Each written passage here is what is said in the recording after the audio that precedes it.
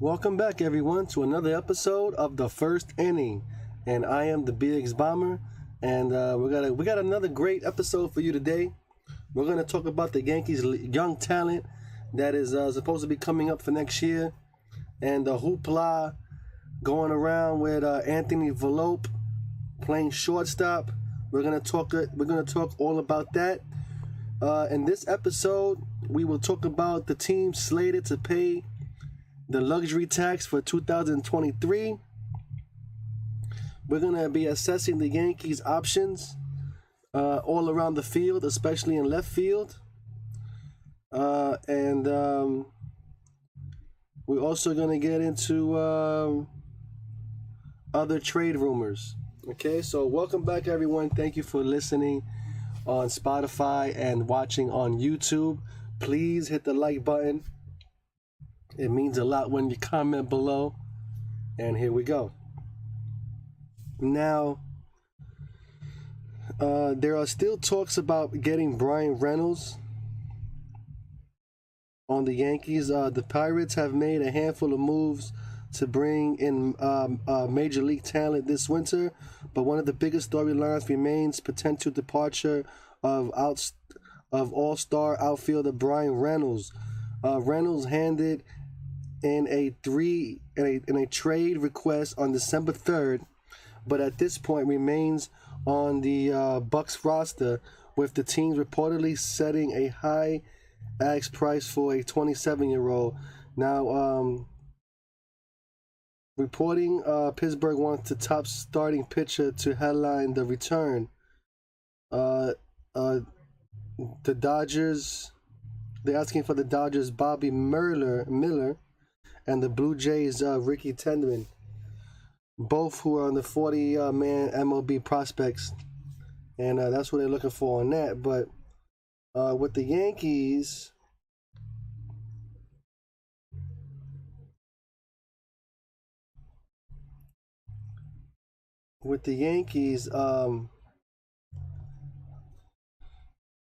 the Yankee system is headlined by position player prospects such as Anthony Volpe, Oswald Peroza, and Jason Dominguez. The top starting prospects, according to Baseball America, are Randy Vasquez, Will Warren, and Drew Thorpe. But all three prospects as back of the rotation types rather than frontline starting pitcher Pittsburgh is seeking. Now, Clayton Beeter shot up New York's prospect charts after coming over from the Dodgers in the Joey Gallo trade, and would be an intriguing name to watch, but unlikely to headline in any deal. So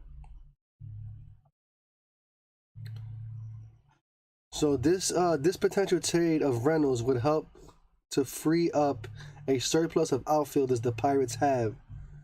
Alternatively, as Rob Benford of The Athletic writes, General Manager Ben Charleston could package up one of these lesser-known outfielders with other prospects in a deal, possibly a starting pitcher.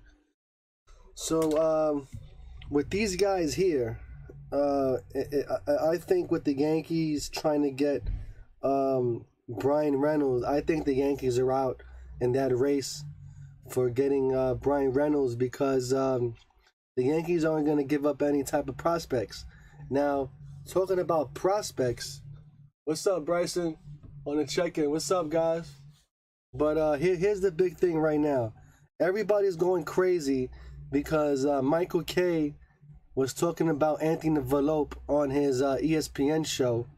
And Michael Kay said, that Yankee management told him that he has a potential to win the shortstop job of 2023. And he definitely does have a chance to win the job, but he's not going to just take the job just like that over Isaiah Kiner-Falefa. Because remember, the players have a union. So, first of all, I don't know why they brought him back in the first place? Isaiah kind of Falefa, right? I have no idea, but it was a good thing that they did because there is no other shortstops right now at this point in time that they would go after. So it was a good thing that the Yankees did take Isaiah back on the Yankees lineup because at least he's, I want to say he's a defensive shortstop, but he's made a lot of blunders and errors, and it was late in the year, and he got tired. He tired out. But maybe next year he might be a little better. He might be a little better. Now, there's other talks about, first, Isaiah Kiner-Falefa has a players union. So if he's able to play 100% and they hired him, the Yankees signed him to be the shortstop. So I'm telling you now, Isaiah Kiner-Falefa is probably going to be the shortstop on opening day. But let's say this happens like Jeter. Tony Fernandez was supposed to be the shortstop that year. He gets hurt, right? Season ending. And Jeter takes over because he's hurt. That could possibly happen.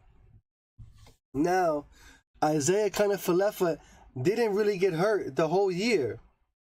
And who knows if he'll get hurt next year. And he might not get hurt. So when will the Yankees ever play Anthony Volpe? Now, here's another problem with Anthony Volpe. They're probably saying, oh man, but have him on the bench. Have him on the bench. But if you put Anthony Volpe on the bench, that type of player, he's just going to rot away on the bench. If you know what I mean? He's just going to rot away. People like that, players like that, they have to play every day. So it's either keep him in the minor leagues so he can play every day. And once Isaiah Kiner-Falefa gets hurt, boom, he's the shortstop right away. That's how I think it's going to work. Here's another question that they have to answer, or we'll find out the answer soon.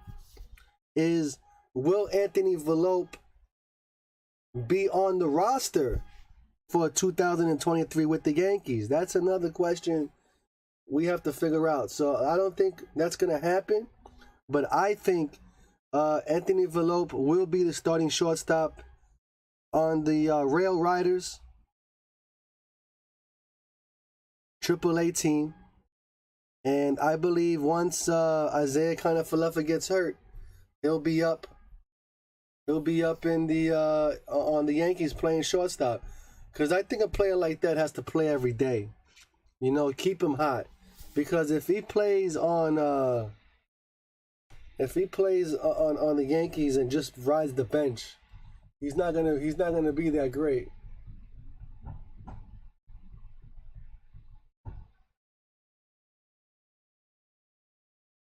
So let's see what happens with that. Another note,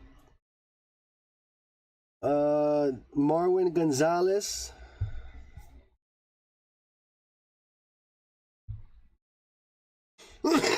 excuse me. Marwin Gonzalez is heading to Japan, having agreed to a deal to join the Oryx Buffaloes. According to Yahoo Japan, the MVP Sports Group client will make home a $1.5 million salary, according to John Heyman of the New York Post. Now, why in the hell would he do that? Let me get out of this and get to the venue.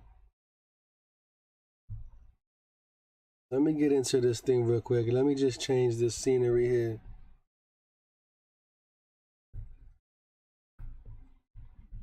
Unbelievable.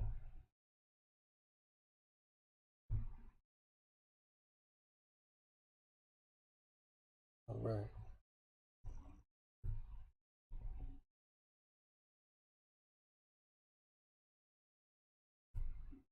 That's a good view right there. All right, now let's get into it. Now, Marwin Gonzalez signs a contract, $1.5 million to play in Japan. Now, Marwin Gonzalez is 34 years old in March. He spent the 22 season as a utility option off the bench for the Yankees, slashing 185, 255, 321 with 6 home runs across 207 plate appearances. While that the bat didn't really show up, the veteran was generally a positive contributor on defense, appearing at every position but catcher and center field. So that's generally been the case for Gonzalez over a 12-year big league career that saw him spend his first 7 seasons in Houston and then stunts in Minnesota and Boston before returning to Houston, and a season in the Bronx this year. So outside of 303, 377, and 530 year in 2017, the switch hitter Gonzalez has never been an elite hitter. He's made up for that with his defense strength and versatility through and his combined 11.1 F-WAR over his career. So he probably figured that nobody was going to take him on any team. He was probably out of the trade rumors. Nobody wanted him, so he went to Japan, which I guess was good for him. Now the Yankees agreed with a reliever Tyler Danish on a minor league contract. Reports by Sweetie from The Fan. He'll be in a big league camp as a non-roster invitee to spring training. Now, who is this guy, as you might say? Danish has appeared in the parts of 4 major league seasons, with the bulk of his work coming this year. He made brief MLB appearances as a member of the White Sox each year from 2016 to 2018, before a few seasons kicking around the upper minors. Danish latched on with the Red Sox in a minor league deal last winter and cracked the 40-man roster out of spring training.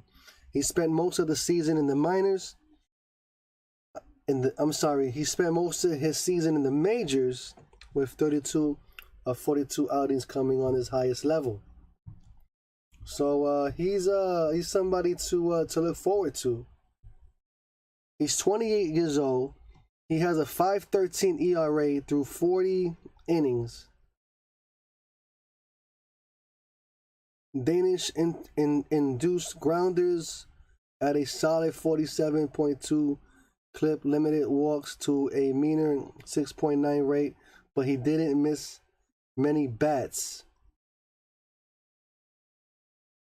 He averaged under 91 miles per hour on his sinker, relying more frequently on a low 80s curveball than any other offering. The Florida native picked up swinging strikes on a below average 7.4% of his pitches, resulting in a fairly modest 18.5% strikeout percentage. So basically, this guy throws beach balls. Forget about it. He throws beach balls. This guy here is never going to make it to the majors. I mean, he'll have to try to crack the Yankee bullpen that was already fairly deep in the right-handed options. Clay Holmes, Jonathan Loaisiga, Ron Marciano, Tommy K9, Lou Trevino, Michael King, and Wendy Peralta, Domingo Germán, Albert Abreu.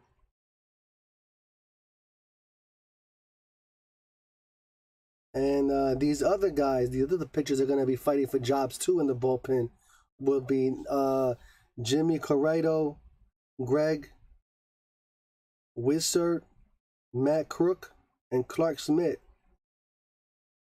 who are also on the 40-man roster, but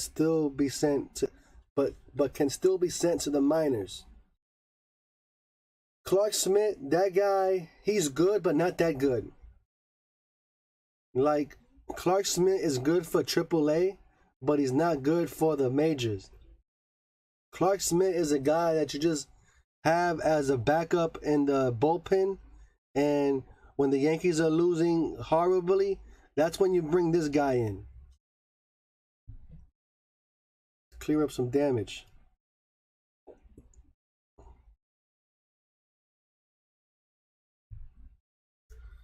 And the Braves also acquired Lucas Listage from the Yankees. And minor leaguers Caleb Durham and Indigo Diaz are headed back in return to clear a spot on the 40-man roster. Atlanta designated first baseman Lewin Diaz for assignment.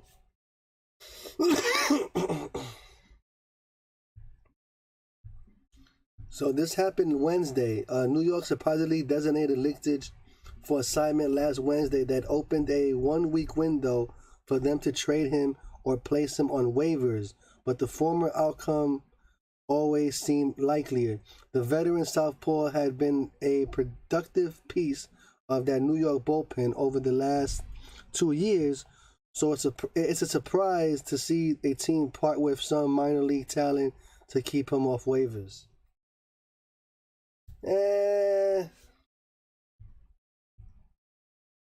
It doesn't really matter, but I mean, he's a 35-year-old pitcher. His time in pinstripes, he put a 2.71 ERA through 129 innings.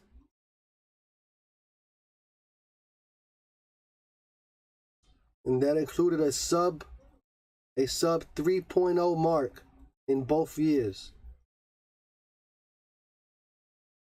With Lucas Listage topping 55 innings in each season. So, are the Yankees losing something? I guess. I don't know, but we'll see in the long run. The Yankees are going to have somebody come up. We need guys that can pitch every day, like a Wendy Peralta. We need about 10 Wendy Peraltas on the team, and the Yankees will be all right. Now, which teams are slated to pay the luxury tax in 2023? Now, let's get into that, and then talk about some Yankee memories of this season before the year is over. Now, this is the highest number of teams to pay the competitive balance tax in a single season is 6, which occurred in 2016 and 2022. It's possible that 2023 could be a record-breaking season in that regard, as currently at 6 teams already over the $2,033 million base threshold, while the Dodgers are rounding error away from the line of another handful of teams too far off. Let's see. So these numbers are still unofficial, especially considering the arbitration salaries are mostly still estimates. Teams can also change their status by making trades throughout the year, either adding or subtracting from their ledger. But consider this a rough snapshot where things currently stand. Okay. Top tier. Top tier of the competitive balance tax threshold.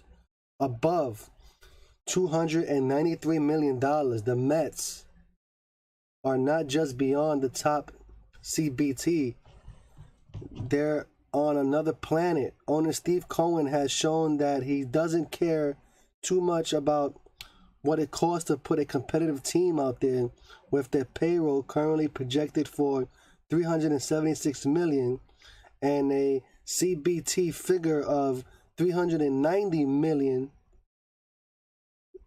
They are currently slated to pay over $116 million in taxes alone, which is more than the total 2023 payroll for 11 teams.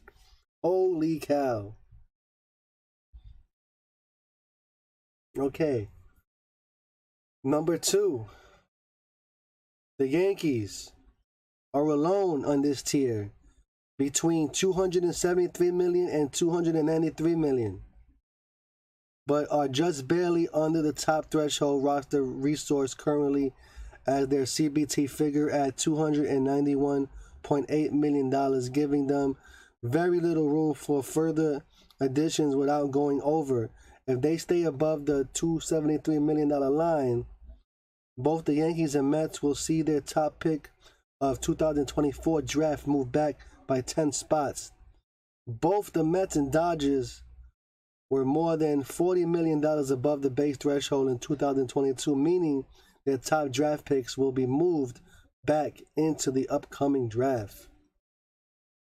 Okay, number 3, between 253 million and 273 million. The Padres are the only club in this section, with their CBT number currently pegged at 266 million.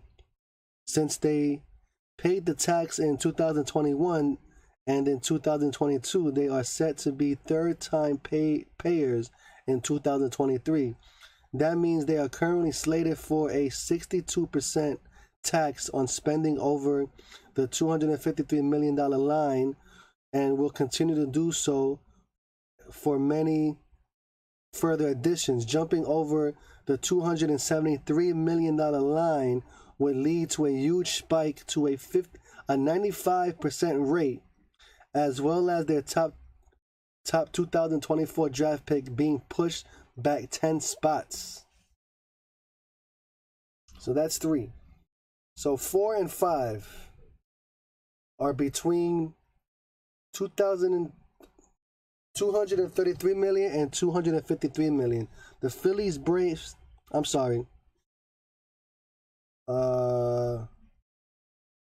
3, 4, 5, and 6, I'm sorry, are the Phillies, Braves, and Blue Jays are currently in this group,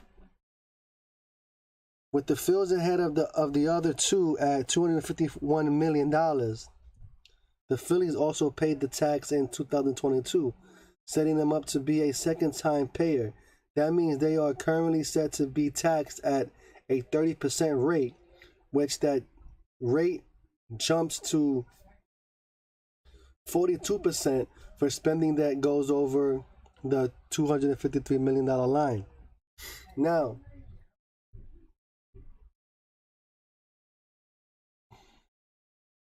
both the Braves and Blue Jays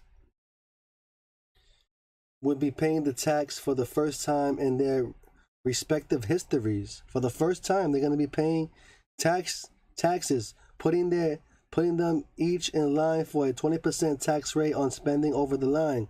The Jays are only a hair over right now, with roster resources calculating that their number at 233 million, with Atlanta at 244 million. Now, just under the threshold at $233 million, the Dodgers are currently calculated for a CBT figure of $232.9 million, just barely under the lowest line. It's been rumored they would like to limbo under the line in order to reset their status, since that would allow them to go into 2024 as a first-time payer. Doing so will be a challenge at this point unless they remove something off their books. Now, a few other teams are within the range of the Dodgers that could have a smart thinking about the tax line as they make another significant trade signing. The Rangers and Angels are each at $220 million. The Cubs are at $214 million. The Red Sox at $212 million. Astros at $209 million. The Giants at $208 million. And the White Sox at $205 million. Actually, the Red Sox number should be going up because they just hired Corey Kubler on their starting rotation. So this has to be updated. So the Red Sox could be just under the Dodgers at this point in time. So those are your thing. Perez, 25 Perez. What's up on the check-in, man? But it's been a great year. We had a lot of good times. I love the games that we had. It was me and Bryson. Those last September games were really good, man. When we were sitting out there in left field, and we saw Oswald Peraza play, and he hit a home run, and I left, and Bryson saw a grand slam hit by Giancarlo. Man, that was a great game, man. There was a bunch of other great games too, like the Derek Jeter introduction was awesome in September.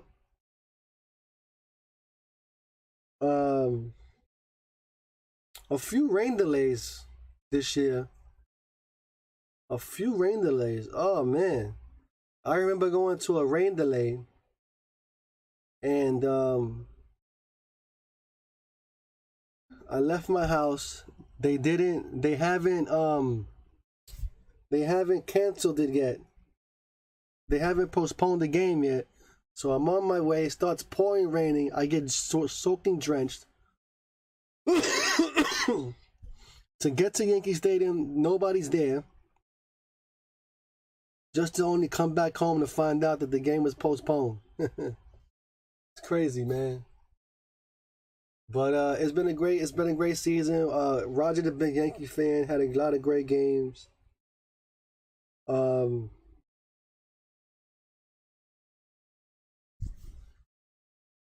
best bobbleheads this year I got, man, is the hot dogs. Mustard, relish, and ketchup. They're right here in this bag right here. I don't know if you can see them in this bag, but mustard, relish, and ketchup. Oh, I lost myself. There you go. Mustard, relish, and ketchup. Check that out in the Brooklyn Cyclones vlog that I did. I can't wait to get more bobbleheads this year. I got a whole tote. You know, the blue totes, plastic bins. I have that full of bobbleheads. I have 3 laundry bags. Not the hard bags, like the lunch bags. Full of bobbleheads, man. Unbelievable. I have a whole suitcase. Full of autographed baseballs. Wild. And then I have a whole bag full of baseballs over here that are not even in the suitcase, and they're autographed. So next year I plan to get more autographs, more baseballs, because I need a baseball to get autographs, you know what I mean? And hopefully we can get some more. But I want to thank you guys for watching. I'm getting out of here now. Happy New Year, everyone. I hope everybody had a great Christmas. I surely did. I got a new Yankee hat. I got a new baseball bag for the games this year. And a whole lot of other stuff. So, like, share, subscribe. We'll be back on Tuesday. That is the 2nd of January or the 3rd of January. We'll be back with another episode to see what happens with the trade rumor of oh